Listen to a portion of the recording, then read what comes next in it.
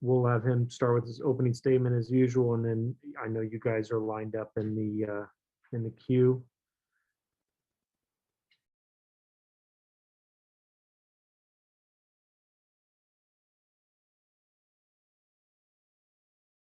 Good morning. Good to see everybody. Yeah, off to the next one. In a league that's proven that every night, every game is going to be hard fought and close, and obviously the analytics play that out as the toughest league maybe of all time. So going to a 13-1 Minnesota team at home who has beaten Michigan, Ohio State, Iowa, all on their home court, and a team that has two of the better players in our league, and Marcus Carr and Liam Robbins, and a team that has got some experience. They're old. They're getting spectacular play from Jamal Mashburn Jr. Now he's come off back-to-back career highs. The insertion of Williams in the lineup has given them some athleticism and some tremendous energy. They're a team that plays extremely well at home. Brandon Johnson at the 4 spot has had a game where he went 8 for 9 from the 3 at home. So a team that obviously is very, very good in the barn. We're going to have to play very, very well to win. And they're a team that, again, is NCAA tournament team, and a team that, again, is capable of beating anybody in this league, as they've already proven.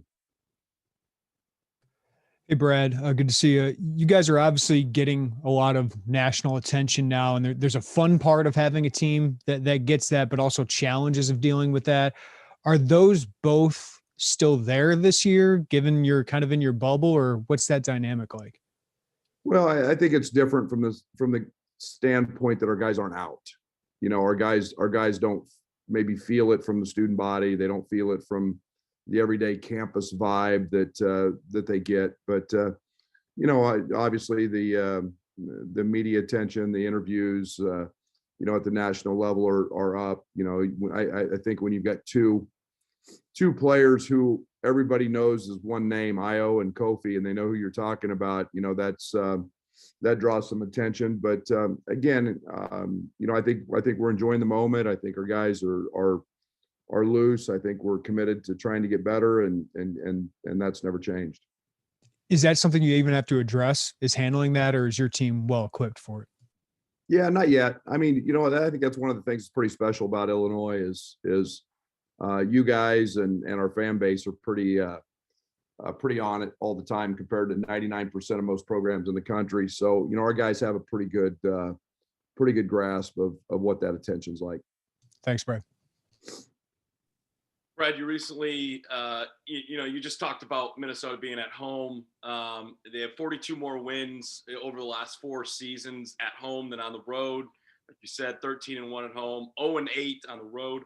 Why is the barn so magical for them to play in? I don't know. I'm going to ask Richard what it is. If he feeds them pregame, if he puts something in the water, I don't know. But they're comfortable there.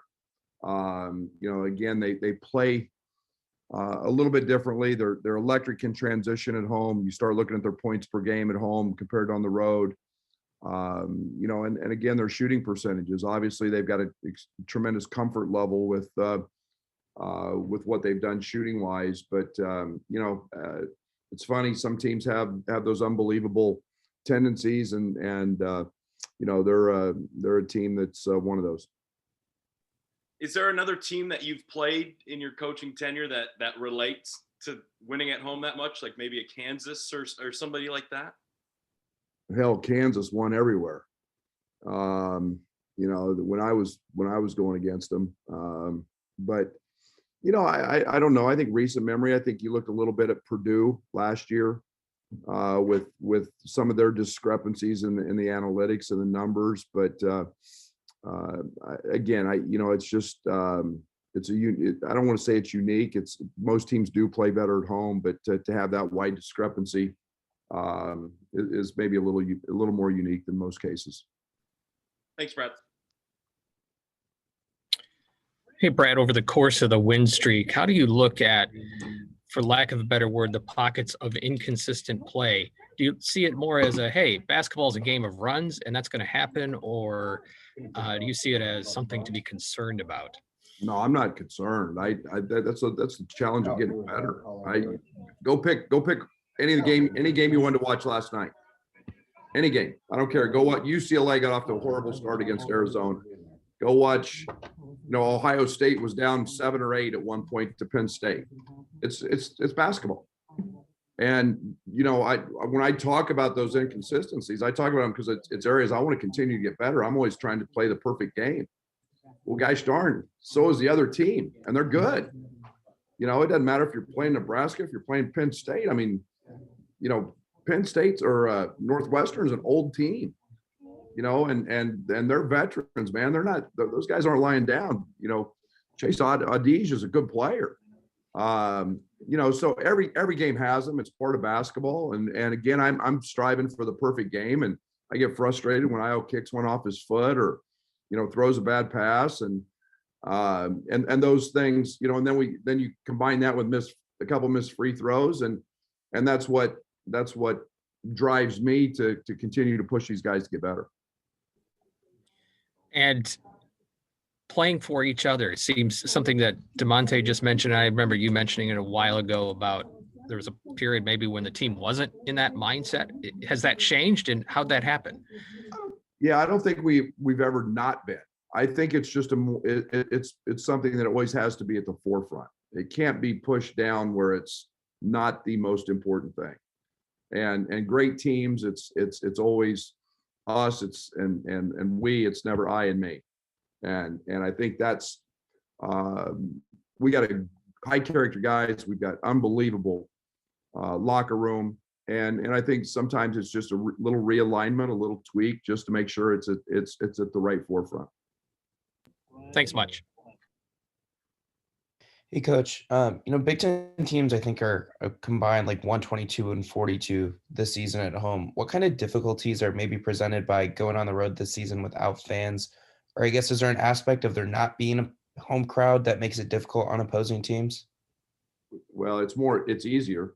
I will say that it's not more challenging. There's no doubt. It's, you can talk about momentum swings, and you can talk about it's a less significant factor to turn a game around on the road than it is at home. There's tremendous. I mean, you shoot on rims, you play on courts, you the idiosyncrasies of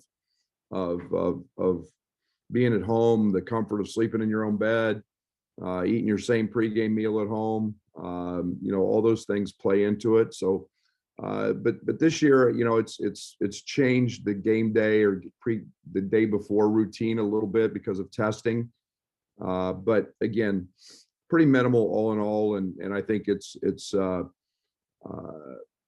noticed the momentum swings in a game are easier to stop when you're, if you're on the road and you've got the barn full, man, it gets pretty hard because that place gets going. It gets hard to stop a run. You got to be pretty disciplined and pretty doggone good. And then following up on the barn, I don't know if you'll have an answer to this, but since you've been in the Big Ten, have your players mentioned anything about maybe the backdrop or the race court that might make it difficult to go on the road there that's just different than other Big Ten arenas? No, not at all. Not at all. Hey, Brad, the past 2 seasons, you guys are 6-1 when playing a team the second time, coming off a win, and that's actually 6-0 with Io in the lineup. What do you think you guys do so well when seeing a team the second time?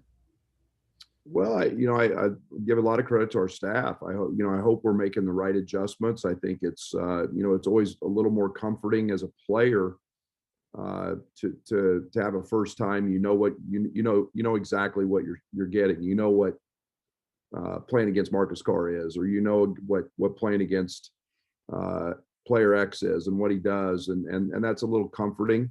The first time you go out there, it takes you a little bit to get into a flow of a game. So, but I also think that you have a better idea how teams want to scheme you and what they try to do, and so you can prepare for those when you have them a second time. And then speaking of Marcus Carr, you guys did a really good job against him in the first game. From watching that game, what did you see that you guys did well, and we're going to have to continue to do well to slow him down? Well, we put him on the foul line a lot, and he's a really, really good player. He's one of those guys that you look up and all of a sudden he's got 16 to 20, and he's going to have those. And you've got to you got to make his touches hard, you got to make his shots hard. He scores it. He scores it as effectively going to the basket as he does from three. He's a clutch guy, performer. He makes a lot of big shots for them. So he's going to score something. We've just got to make his touches really hard, and then we can't give him gifts by putting him on the foul line and letting him chip away at you by shooting free throws. Thanks, Brad. Hey, Brad. Word out of Minnesota is that Liam Robbins is battling an injury right now.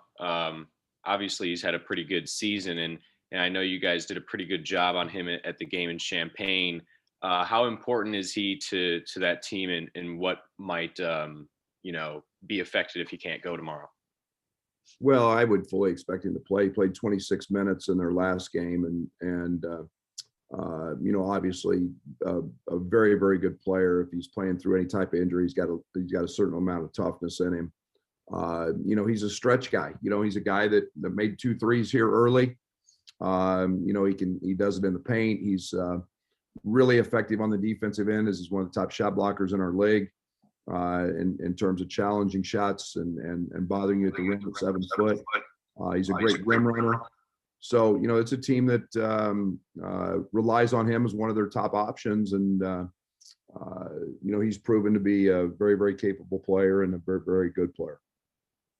Absolutely. And I don't know if you've seen the news, but I would guess it would be a welcome bit of news for you that there's going to be some fans at the NCAA tournament. I know you're focused on winning a Big Ten title, but what is your reaction that Illini fans will be able to see you guys in the tournament for first time since 2013? I'm happy for him. That's the first I've heard about it. I like I said, I don't listen to any of you guys, and I stay off social media. So if Derek doesn't tell me, I don't know much about it, but I'm happy for our fans because they deserve the opportunity to see this basketball team, and that's great for the NCAA. It's great for all of college basketball to have fans back if it's safe. Thanks, Brad. Brad, Kalsher is going to miss the game tomorrow, according to a report. He had some surgery. If Robbins is limited, how much changes in a game planning at this point, or do you guys just continue forward with what you had, no matter what they run out there? Well, and I'll say this, Brad. I mean, in Kalsher's loss the other night, Jamal Mashburn Jr. stepped in at a career high. They've made the move with Williams into the starting lineup. That puts Booth Goth coming off the bench, who's been a very, very good player for them and a very effective player. So they have depth. And like I said, I expect Liam to play at this point, and that he gutted it up through 26 minutes the other night, and I don't know what his injury is. But their guys step up, guys play, and they've got great depth. Richard's done a great job of recruiting, and he's got a freshman in Mashburn that stepped up and done a great job, as has Williams. We've seen a lot of the quote unquote blue bloods struggle this year, which has been a little abnormal from what we all expect. Your team is more experienced, and while you do have some youth, do you think that experience is helping teams like yours, sustain through a season of so many uncertainties? And is that a possible reason you think maybe the blue bloods are a little down this year, bro? Well, I've always thought, when you look at my teams at SFA, you look at my teams at Oklahoma State, you look at any team in the country. For the most part, when you get old, you look at the national champions. You look at North Carolina the year they won it. You look at Jay Wright's teams at Villanova. They're all old. There's tremendous advantage to being old and having experience and having a 21, 22, 20, 21, 22-year-old go against who's been in a weight program for 3 years, go against an 18-year-old who hasn't. Now you get exceptional talents, you get the Zions, and you get, certain one and dones. But, I think being older helps. I think having guys that have been in a system help. I think that It's a one-off year. To think that Kentucky and the Dukes and those programs are going to stay down forever. That's not the case, but it does have a tremendous amount of help, in my opinion, to have older players and guys who've been in the system. Thanks. Hey, Brad. Kofi picked up his second fairly early, I guess, in the first half the other night. And you're traditionally a guy who doesn't play a lot of guys with 2 fouls in that first half. And if you look through, Frank Martin, Bob Huggins, guys you kind of came up with have a similar 2 foul participation rate. Did you kind of learn that from them? Like, were there conversations with those guys about how to approach this, or is it just a matter of kind of who you've been around in your career? No, I'd probably Jack Hartman, probably my high school coach. All have done it that way. I'm not glued to that, but there was had the game gone a little differently in the first half, and Georgie was terrific. And, had the game gone a little different, I trust Kofi. His first foul I didn't like. His second one was an offensive foul. But so I trust him in those situations. But it's not something that I'm glued to, but it is something I like. I like to have the freedom to play with a free mind in the second half, and not have to worry about fouls.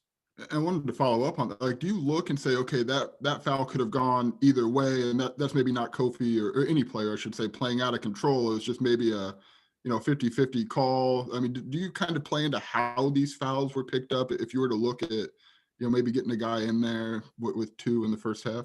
Yeah, no doubt. No doubt. I watch as much when I watch other games around the country and even within our league, when I do watch them, I want to see how certain officials make calls and how games flow. That's one of the great challenges of postseason play in the NCAA tournament. You usually get officials you've never had. And, we've had these officials 10, 11, 12 times already, and some of these guys. And so they know our personnel. You get in postseason, they don't, and things are called differently. So you've got to make adjustments based on that. Thanks, Brad. Hey, Coach, as we kind of wind down towards senior day for a guy like DeMonte Williams, I was kind of reviewing some of my interviews with him. And when you first got the job, I interviewed him. He really knew nothing about you. And when he first talked to you, he was quickly on board and said, boy, I want to be a part of that program. Do you remember that first conversation with him? And he is a kid that jumped on board quick, isn't he? Yeah, there's no doubt. I met with he and his mom in Peoria, and it was more about just getting to know me, understanding what my vision was for this program and how DeMonte fit in it. And I understood pretty quickly, even though he did not play his senior year, what his assets were, what his game was about. Not seeing him a lot, but yeah, it's been a great marriage for me. I hope it has been for him.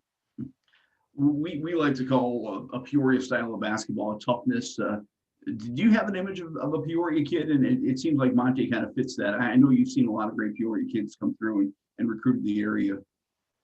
Yeah, and I think that there's no doubt it's kind of that, I've always said this, Peoria is one of the great cities in the country for high school basketball. And it's got an unbelievable history of that. And you dot the map when you look, there's Peoria, and then you start looking at all the players that have come out of there and the successes that they've had in college.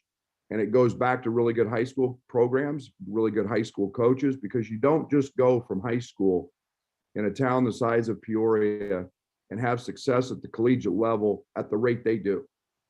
I mean, they've got unbelievable success, I would miss 100 players that have come out of that area. But for some reason, there's just something about that toughness, that mindset, the coaching that they've had that allows them to go be successful at the next level. Thank you. Brad, if Mashburn has replaced Kalsher offensively, can anybody fill in for him defensively? Yeah, Williams is doing a nice job for him, Rob. He's a 6'4", 6'5" athlete. He's got great foot speed. I think he's maybe not as experienced as Gabe was on that end, but athletically he provides a different look. Mashburn is an unbelievable ball hawk. He's got great foot speed and quickness. They're a team that when you put he and Carr and Williams, they get really athletic at the 1, 2, and 3. And they can turn that pressure up. They're a team that gets into passing lanes. They'll deny some wings. They're getting 2 or 3 of those every single game, just because of their athleticism and their quickness. Thank you. Brad, I had one quick follow-up, if I could. You guys have several road games coming up and just one scheduled home game left. And I remember in the past when there were fans, the guys kind of talked about like an us against them and however many tens of thousands of screaming fans telling them they weren't going to win. Without them, what's the, I don't know if rallying cry, but beyond winning, what's that kind of that push without having that hostility there? We've got a lot of things, but you're not going to know them. Figured I'd try. Thank you. I have one more quick follow-up as well, Brad. Michigan got a win last night. They're a half game ahead of Ohio State. Is there any, you get Ohio State one more time, at least scheduled wise. Is there any more pressure now to schedule that Michigan game now that they are back in it, continue to win, and you guys are trailing them? Yeah, I mean, the one thing that I found out very quickly is I have no control over anything that relates to scheduling. So again, we've got what's in front of us. I'm not looking any further than that. I think the one thing that I will say is I have a very singular goal at this point, and that's to be safe and healthy through all of this and get to the NCAA tournament and get there as healthy as we can. And I believe in this team, and I think this team's capable of doing great things. And safety and health are at the forefront of all that. Thanks, Brad. Hey, Brad, just to follow up, have you had any conversations with Michigan? Are you optimistic that game will get made up? I have had none. And those Jeremy, those go probably up the flagpole a little bit. I don't know what those are. There's a lot of talk amongst the coaches about different things, but Juwan and I aren't just going to get on the phone and say, hey, we're going to play on Wednesday. And it's TV. It's I think we're all looking at potentially fighting an unbalanced schedule in terms of teams not getting through and not getting 20 in. So like I said, there's a lot of factors that go into that. So that really don't have much to do with what we're doing as coaches right now in terms of having a say. Sure. Thanks, Brad. Thanks, guys. That'll wrap us up. Thank you.